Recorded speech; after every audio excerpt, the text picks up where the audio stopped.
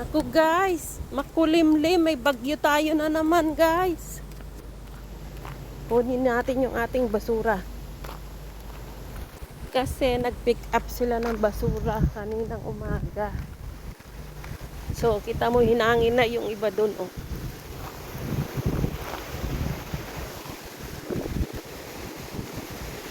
Pick up natin yung sa ating guys. Baka masira ito sa hangin. Di ba guys?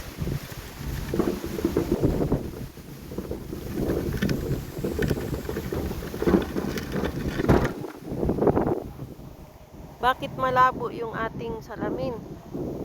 Anong nangyari dito? Maano siya,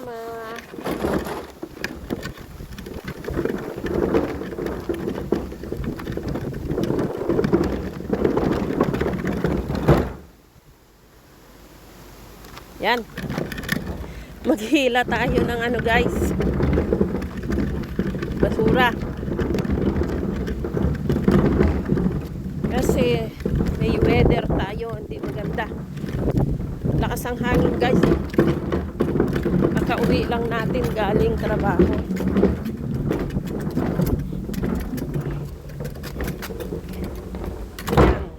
Yan natin. Tignan natin yung ating mga halaman. Hindi na ako magdidilig. Pakita mo guys, oh. Yung aking tanglad, nabuhay na. Ang liit-liit lang nito. Maliit pa sa ano. Buhay na siya. Ano ito guys, sibuyas na ito. Bumabalik siya every year. Ayan guys. Nabalik to every year guys. Daming damo. Hindi na ako nakadamo. Kasi ulan ng ulan guys. Ng ulan, wala na yung aking ano, damo na ulit. Oh, yung kamatis ko nabuhay na rin. Namatay kasi yung ibang tanim ko guys. Uy, nabuhay rin yung aking ano, peppermint ito guys. Yan.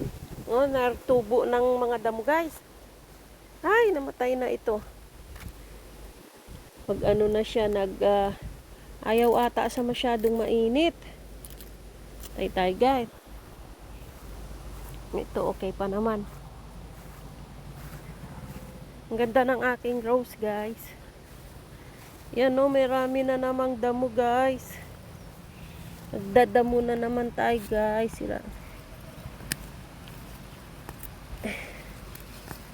Dapat ito, hindi siya pwede.